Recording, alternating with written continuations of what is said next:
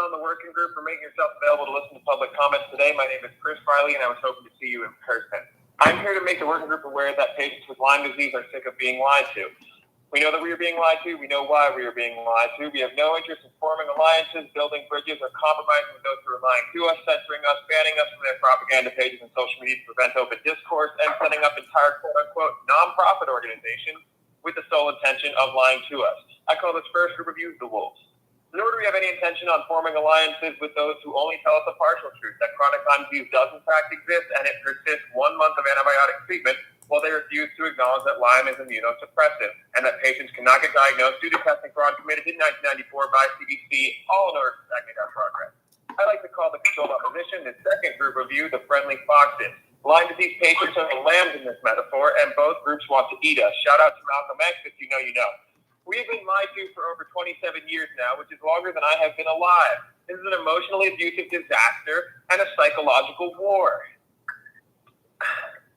Kathleen Dixon, whose letter was censored from the FDA's website 3 years ago, and the organization Truth Cures know why we are being lied to.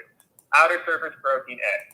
Outer surface protein A, or OspA, is shed by Borrelia. OspA is a toll-like receptor 2 agonist. TLR2 agonist causes immunosuppression by inhibiting the maturation of B-cell lymphocytes. This leaves the sickest Lyme disease patients with an acquired immunodeficiency in their B-cell count. I will say that again for those who are not listening. The sickest Lyme patients are left with a B-cell AIDS. Immunosuppressed patients test seronegative, and their cases were thrown out when the case description changed to only reflect HLA-linked arthritis cases. This change was made because the Lyme vaccine contains OspA as the primary ingredient. OspA was known to be immunosuppressive by Lyme developers. Developers decided that they could remove OspA and other key protein bands from the Lyme disease test in order to miss immunosuppressor vaccine injury, make Lyme look quote-unquote effective, make an absolute killing of a profit, pun very much intended, and simultaneously throw anybody immunosuppressed with Lyme disease completely overboard. That testing protocol changed at the Dearborn, Michigan 1994 meeting, despite protests from attendees who said the new test did not work. It has been 27 years since then, and we have millions, if not tens of millions, of immunosuppressed people with Lyme in this country, and most of them are aware of it because of this testing fraud. There's no telling how many people who are working with a diagnosis of MS, ALS, Alzheimer's, Parkinson's, or take your pick of any other neurodegenerative condition are in fact misdiagnosed or co-diagnosed with Lyme disease and can improve with treatment. This testing fraud is not only stabbing the back to Lyme patients, but also to those with autoimmune and neurological conditions of all kinds. There's no telling how many lives have been endangered by this crime against humanity. There's no telling how many preventable deaths by heart attack, seizure, or suicide this crime has caused. There is no telling how many people in the U.S. are walking around during the COVID-19 pandemic completely unaware that they are immunosuppressed from Lyme disease. So please acknowledge the testing fraud, rectify it, and stop lying to us. Thank you so much. Next public speaker will be Jennifer Hila. Hello, thank you. Yes, hello. Can you hear me? Yes, please go ahead. You have 3 minutes. Wonderful. Hello, thank you for your time today. My name is Jennifer Hila. I'm a disabled veteran from Kitsap County in Washington State. I'm here today to share some of my experiences around contracting Lyme disease during my military service. During deployment training in 2011, I woke up with a big swollen knee without any injury and reported to the base doctor. Not knowing that a bug bite could do such a thing, I did not mention it, and my doctor didn't ask about any bug bites. Due to the lack of awareness, I was misdiagnosed with arthritis by military doctors and treated with immunosuppressive steroids and NSAIDs for the next 4 years. I slowly developed the neurological symptoms of Lyme disease, becoming unemployable and bedridden, while being bounced from specialist to specialist before eventually asking a civilian doctor for a Lyme disease test. Despite thousands of dollars and aggressive treatments, I'm still dealing with the complications of Lyme disease on a daily basis. I am 39 years old, and I have been unable to work full-time for over 6 years. My experience is incredibly common. According to the International Lyme and Associated Disease Society, the average Lyme disease patient takes 2 to 5 years to be properly diagnosed, and 1 in 5 Lyme patients fail the standard CDC treatment protocols to develop a chronic illness. Suspecting Lyme disease is just the first hurdle in getting prompt treatment because testing can often produce false negative results. Standard testing has failed so many patients that several states have enacted laws requiring letters be sent out explaining potential for false negative results to patients. For the few who are lucky enough to suspect Lyme disease and then actually catch it on a CDC-sanctioned test, which, by the way, misses up to 50% of the cases, they will still face a struggle to find a doctor willing to treat them. With high treatment failure rates and harsh penalties for going outside these CDC protocols, many doctors just plain refuse to care for Lyme patients. In 2015, after receiving a positive test, I had to call over 35 infectious disease doctors before finding one that was willing to see me. We have known about Lyme disease since 1975. In all this time, the government has failed to curb new cases, stop the geographic spread, or improve these testing and treatment failures. We need bold and immediate action now to better understand these pathogens of Lyme disease and other common tick-borne illnesses, and to educate the public and medical professionals. It is ridiculous that Lyme patients have to become more educated than our doctors and literally are being left to fend for ourselves. My name is Jennifer Hila. I thank you for your time. Thank you. Now we have John Massica. I hope I said that correctly. John, are you on?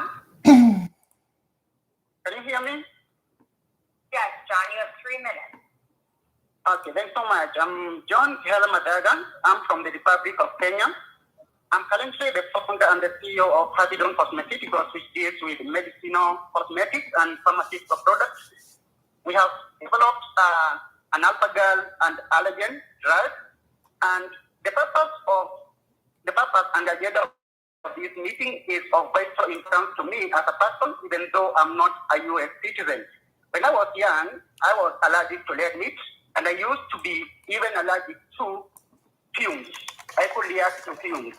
My symptoms were difficulties in breathing, stomachache, and severe hives all over my body. At the age of 15 years, my grandmother administered to me a concoction of a herb. And from then, the problem was gone. I could eat the red meat without any problem. The same concoction was administered to my cousins who were allergic to red meat, and they were developing the same symptoms that I was developing. And since then, they started eating red meat without any problem. I was interested with the herb that my grandmother was administering. When I was in college, doing my first degree, I administered the same concoction to a friend of mine who had the same problem. That is back in 2005. And since then, he has been eating red meat without any problem. Since 2017, as I was doing my research in Louisiana State University, I realized that there was a major problem when I came across the alpha-gal syndrome. And I found that alpha-gal syndrome has similar symptoms and emanates from red meat, the same case with red meat allergies. And that is why I started doing data research on these allergies. And when I came back in my country in 2020, around September, I was able to modernize the concoction that my grandmother was using. I've done clinical tests with the capsules I made from that concoction or the herb, and it's working wonders with red meat or the mammalian protein allergies. I'm really thinking Africa on this issue because I've realized that even in Africa, we have a lot of more people are sick with red meat allergies, and I think the red meat allergies and the alpha-gal syndrome are twins because they emanate from the same source and have similar symptoms. And I believe that with the tick, when the tick bites somebody, it injects a microbe. So my hypothesis is based on microbes. So it's a microbe issue. And that's why I would like to be part of and part of finding the solution to alpha-gal syndrome as well as protein allergies. Thank you for giving me this opportunity. And with alpha-gal and allergen drug, we shall overcome the protein allergies pandemic. Thank you. Next, we have Dorothy Leland. Hello, can you hear me? Yes, you have 3 minutes, Dorothy. Okay. I'm Dorothy Leland from Davis, California, representing LymeDisease.org. A topic not addressed by the first 2 working group panels is the severe impact Lyme disease can have on mental health. A study recently published in the American Journal of Psychiatry shows that people with Lyme disease have a 75% higher risk of dying by suicide than those without it. Lyme patients also have a high rate of other psychiatric conditions such as depression. Lead author Dr. Brian Fallon of Columbia University points out that Lyme is not a simple illness. He states, in addition to the risk of severe cardiac, rheumatologic, and neurologic problems, Lyme disease can cause severe mental health problems as well. Furthermore, results from the MyLyme data patient registry tell us that 29% of Lyme patients surveyed say they have had severe psychiatric symptoms. 30% report that they take antidepressants, compared to 13% of the general population. 32% say they are too disabled to work. This situation leads many to despair. When patients seek help from their physicians for debilitating symptoms, far too often their doctors dismiss their concerns out of hand. Doctors essentially say, I don't believe you, your symptoms aren't real. Some call this gaslighting. It undermines the patient's self-confidence and makes them doubt their own experiences. Without treatment options, suffering people are left adrift in a sea of hopelessness. Patients say the stigma surrounding Lyme disease profoundly affects them. 74% say they've been treated disrespectfully by a healthcare provider. 67% say they have postponed or avoided medical treatment due to discrimination, disrespect, or difficulty obtaining care. U.S. News and World Report recently asked Lorraine Johnson, the head of LymeDisease.org, to comment on Dr. Fallon's study of Lyme disease and suicide. She said, in part, we know that there's a psychiatric component to what's going on, but I think a major driver of the increased suicide rates among patients with Lyme disease is that they are disbelieved, they are stigmatized, and they are gaslighted, often by society and sometimes, unfortunately, by their families. I urge this panel to listen to patients. Let the gaslighting and stigmatization stop here. Together, let's work to change a system that deprives people with Lyme disease of the medical care they need to get well. Thank you. Thank you, Dorothy. Next up, we have Dr. Robert Bradshaw. Hi, I'm a psychiatrist from New Jersey who's treated thousands of Lyme disease patients over the past 30 years and have also performed research. 3 issues I would like to raise. 1, a recent study unequivocally proves Lyme disease causes mental illnesses. 2, the working group needs to be more attentive to the psychiatric symptoms of tick-borne disease. And 3, the current IDSA guidelines fail to recognize this causal association. I therefore recommend, 1, the working group needs to gather and share information on psychiatric symptoms caused by tick-borne disease, and 2, since the IDSA guidelines fail to recognize this causal association, they are outdated, and the committee needs to recommend that all federal references and links to these guidelines must be removed. To expand on this, a recent article using the 7 million patients in the database of the Danish National Healthcare Registry was used to publish an article in the American Journal of Psychiatry, which is the #1 psychiatric journal in the world, and it proved the causal association between Lyme disease and any mental disorder, affective disorders, suicide attempts, and death by suicide. In addition, there are 400 other peer-reviewed journal articles proving the causal association between tick-borne diseases and psychiatric symptoms. And in addition, 73 other articles showing the causal association with dementia. Mental illnesses are the major cause of disability and death from tick-borne diseases. Psychiatric findings from tick-borne disease can include developmental disorders, autism spectrum disorders, affective disorders, depression, anxiety disorders, addiction, opioid addiction, cognitive impairment, dementia, suicidality, violence, and other impairments. This has caused chronic disability and death from suicides, drug overdoses, auto accidents, and homicides. The working group needs input from psychiatrists to understand tick-borne diseases and psychoimmunology. Addressing the causal association between tick-borne diseases and psychiatric symptoms and sharing this information with legislators and the public is critical. When the psychiatric morbidity, mortality, and disability are adequately considered, it greatly shifts risk-benefit clinical decision-making involving diagnosis and treatment. The American Psychiatric Association guidelines for the treatment of adults recognizes this association, but the IDSA guidelines fail to consider the psychiatric consequences of Lyme disease. Therefore, these guidelines are outdated, unscientific, and hazardous. The Tick-Borne Disease Working Group needs to recommend that all federal and government links and references to these guidelines must be removed. Thank you for the opportunity to speak today. Thank you, Dr. Bransfield. Next up, we have Marta Egmustin.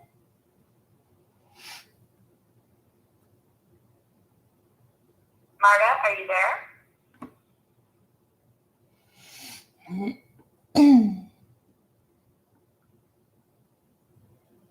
Marta?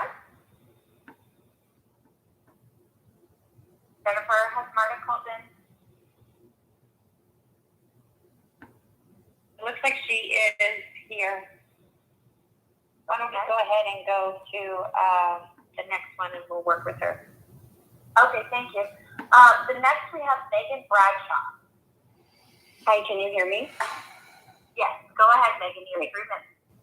Okay, my name is Megan Bradshaw and I'm 28 years old. I'm here to share my story as a patient to demonstrate the magnitude of devastation that tick-borne diseases can cause. My experience is unique, but it is similar to so many others, and that a lack of accurate diagnostics led me to a situation that was entirely preventable. Just a few years ago, I was an active, independent 20-something-year-old living in the city. My career trajectory was moving quickly, but I simultaneously was battling with my health and had a steady and very rapid decline. Despite extensive lifestyle changes, eliminating alcohol, anti-inflammatory diets, and countless medications, I saw no changes, although I was doing what doctors told me were all the right things. Over the last few years, I've seen dozens of doctors across a spectrum of specialties at some of the most prominent medical institutions, including Vanderbilt University Hospital and even a world-renowned Cleveland clinic. Not once were vector-borne illnesses ever considered to be the culprit. In 2017, I was improperly diagnosed with rheumatoid arthritis and followed the standard protocol of immunosuppressive therapeutics. This improper diagnosis is what ultimately opened the floodgates to allow the underlying tick-borne disease infections in my body to run rampant. In October 2019, I started a series of surgeries: left knee synovectomy and meniscectomy, bilateral total hip replacement, bilateral total shoulder reverse replacement, proximal interphalangeal fusion on digits 2 through 5 in my left hand. Last week, I had the PITs on my right hand 2 through 5 used as well. Additionally, I'm slated for bilateral knee, elbow, and ankle replacements, as well as a left wrist replacement. It's also worth noting that nearly a dozen other joints in my body have auto-fused. It's one thing to list all of these out, but to live it out daily is an overwhelming burden, both functionally and financially. I require assistance with virtually everything: bathing, toileting, grooming, dressing, feeding. My fine motor skills are comparable to that of a toddler. As a result of my immobility, I've had total muscular atrophy, losing over 60 pounds in less than a year, which is about a third of my body composition, as I'm 5'3". I want to stress not only the physiological and emotional devastation the lack of education that the medical community can cause, but also the extreme financial devastation that so many patients suffer from.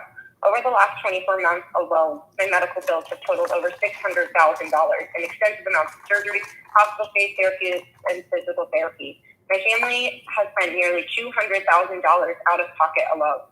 And to think that this is the result of inaccurate diagnostic tools and lack of education for a disease that impacts nearly 500,000 Americans every year.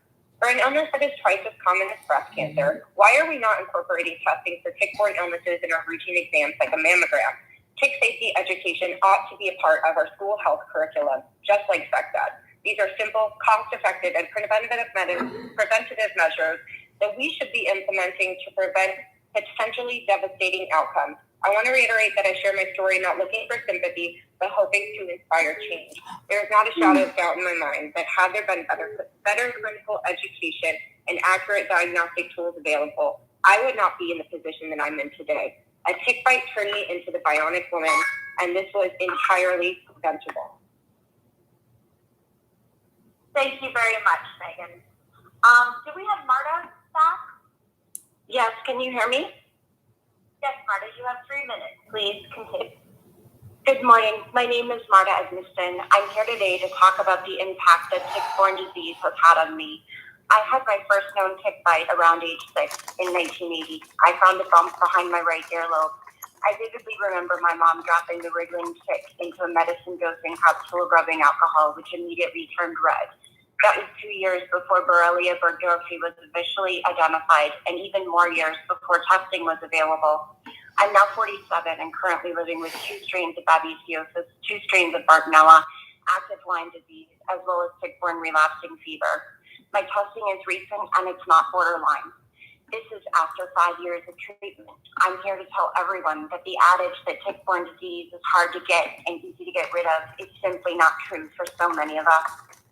Within a year of my first tick bite, I developed endocrine issues that were so worrisome that I was followed by the head of endocrinology at DC Children's Hospital for 14 months. No cause was ever discovered. By age 8, I suddenly developed attention and reading issues after having flawless testing results in kindergarten. I also struggled with a sudden onset of allergies and asthma. My joints would swell out of nowhere and ache. I was screened for juvenile rheumatoid arthritis. The results were negative. By middle school, I suffered from anxiety, depression, depersonalization, suicidal ideation, insomnia, memory issues, and confusion. I was officially diagnosed with ADHD and dyslexia after getting less than 400 on the SATs. My GPA at the time was stellar. I worked very hard. I got my second known tick bite in Rhode Island while I was in college. I had a bullseye rash all over my neck. I was told it was a spider bite and was sent home. I was diagnosed with an SMI soon after. For over 2 decades, I saw some of the most preeminent psychiatrists in Boston and New York City. I took all the pills. Nothing worked. I was hospitalized multiple times. I even voluntarily underwent ECT treatment. By the time I was 36, my arms and legs twitched uncontrollably, and fatigue and pain made running my successful business impossible. At 40, my vision was so poor that I was unable to read and drive, and walking was impossible, and I became incontinent. Multiple co-infections and Lyme disease were finally tested for in 2016, and I started treatment soon thereafter. I am no longer on psychiatric medications. Physically, I'm much better, but I am still extremely disabled. Last fall, I spent months not recognizing my home or remembering that my closest friend passed away a year earlier. I look perfectly normal as long as I'm seated. I live with extreme mobility issues, drenching sweat, neuropathy, immune dysfunction, pain that often makes sleep impossible, and cognitive issues that make my dream of becoming a social worker impossible at this time. There are so many people with my story. Please believe us and please help us. Thank you for listening. Thank you, Marta. Next, we have Laura Hovind. I hope I said that correctly. Hovind, thank you. Are you ready? Yes, 3 minutes. Okay. My name is Laura Hovind. I'm the executive director of Truth Cures, the only nonprofit devoted entirely to unearthing the scientific truth about Lyme disease. So far this morning, I've heard a lot of big talk about innovation, creativity, and improving diagnostics. But 2 words were missing from Dr. Honey's word cloud: criminal and fraud.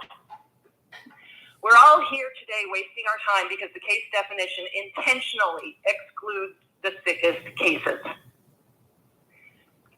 The CDC's January 1991 Lyme disease surveillance summary stated that there was no association between seropositivity and the case definition. None. Serology of known infected cases ran the gamut from no antibodies at all to a highly robust antibody response.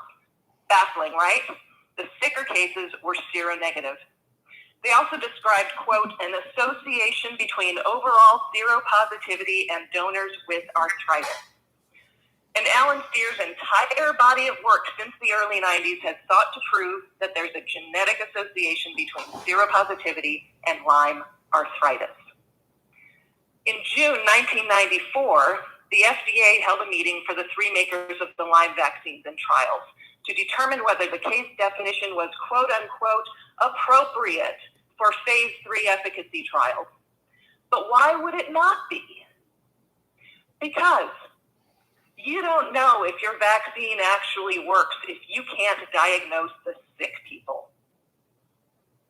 In that meeting, Dr. Raymond Datweiler said, and I quote, individuals with a poor immune response tend to have worse disease. but everybody ignored him. And the vaccine makers got the green light to change the very definition of the disease so the testing would detect only the highly seropositive arthritis cases. That's right.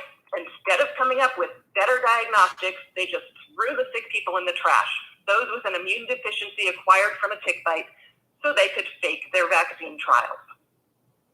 The CDC's serum repository, which dictates what constitutes a positive test, screens out the sickest people, and we will never have an accurate diagnostic as long as we're beholden to that fraud.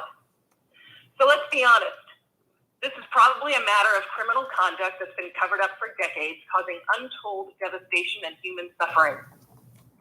So the question for this Federal Advisory Committee is, what is your responsibility to address potential criminal conduct that has been brought to light? My suggestion to you is figure it out and do it.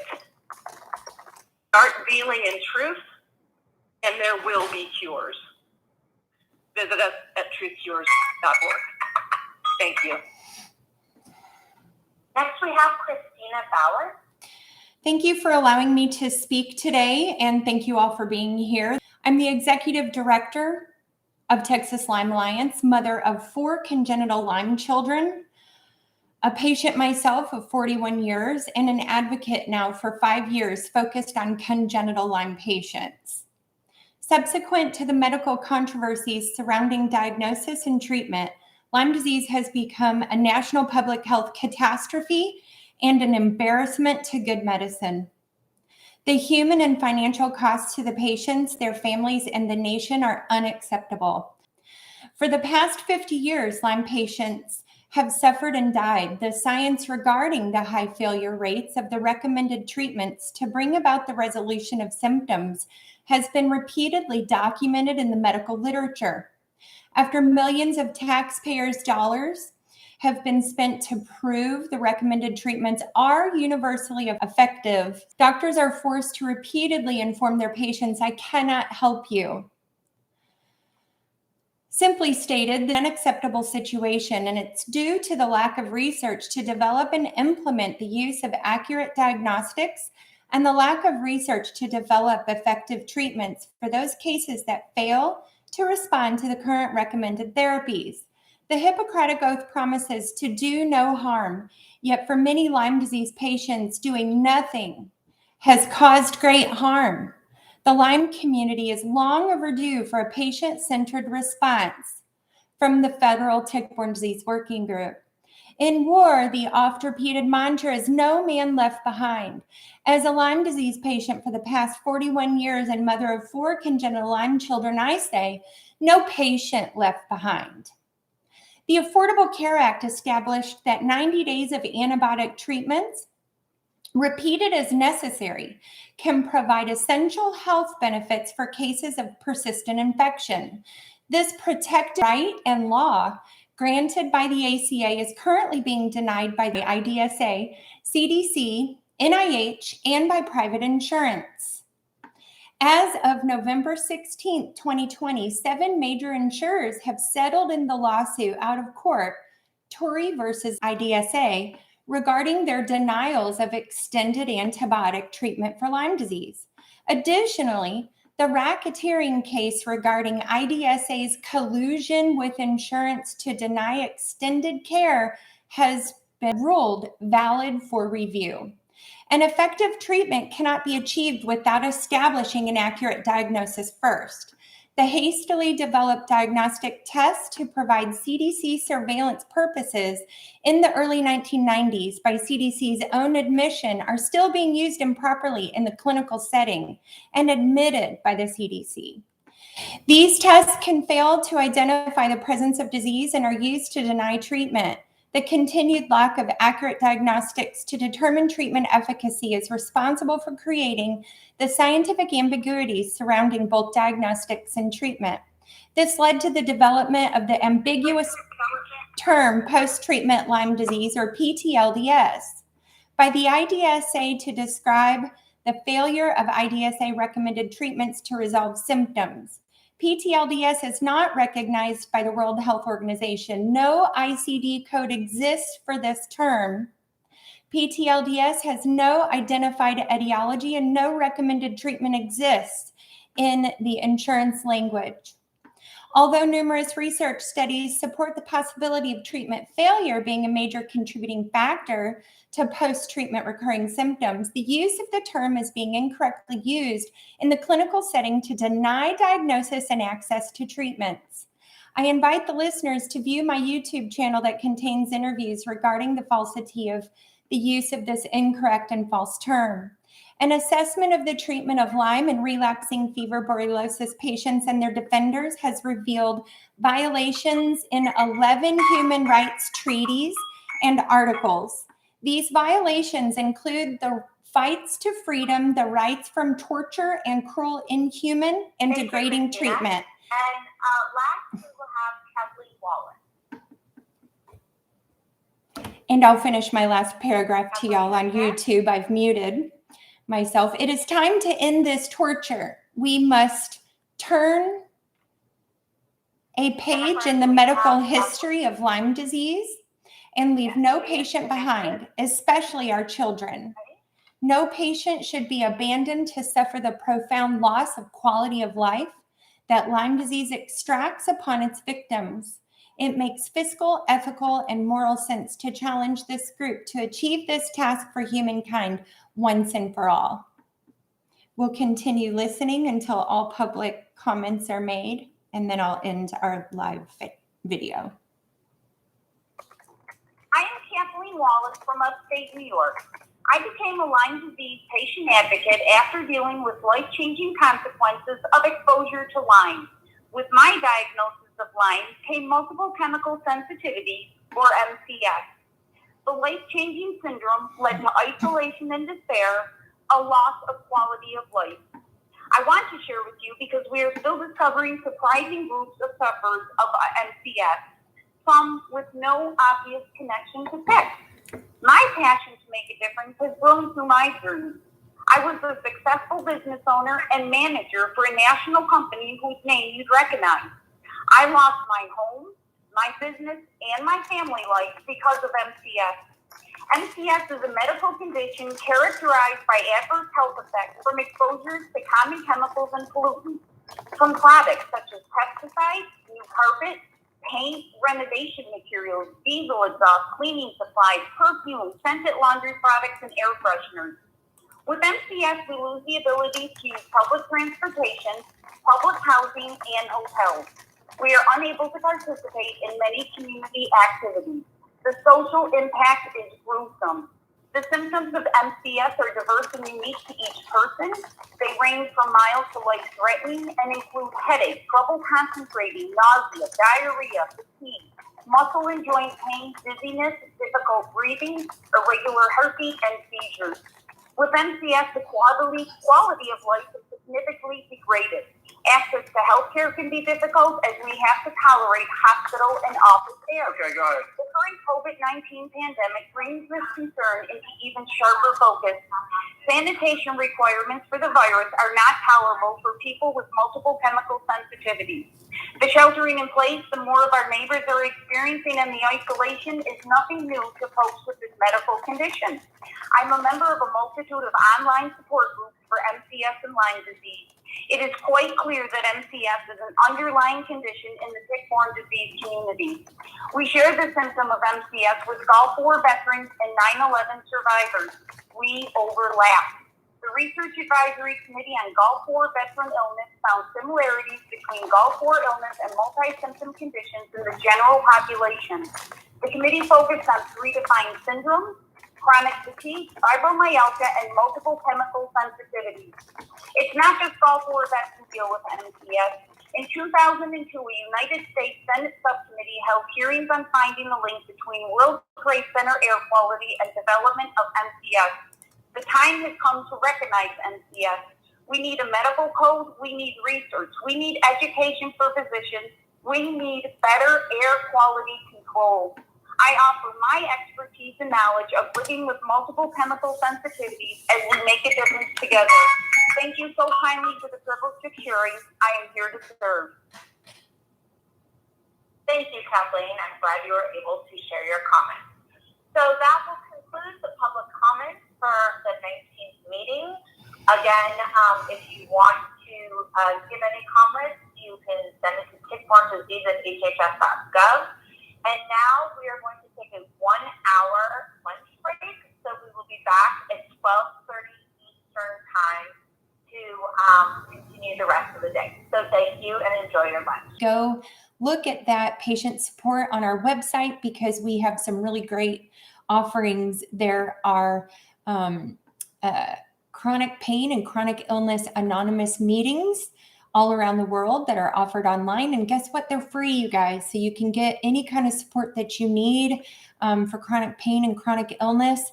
It is so needed within our patient population. And it is one of the biggest reasons that I made that website was to host support for y'all and offer resources for parents to figure out what's going on within their own health and within their children's health. If you're constantly hearing that doctors are telling you they can't help you or they don't know what's wrong with you and they just send you to counseling, please look further. Please look further. The proper tests are expensive, not covered by insurance right away, but you can get reimbursed if you have a decent insurance plan or Medicare. Always look for those avenues to get reimbursed. You guys deserve to get better too, and you will. Just hang in there, and we're doing what we can at Texas Lyme Alliance to help lift y'all up together out of the trenches. So stay at it, and we'll keep the content coming. Thanks so much, y'all. Take care.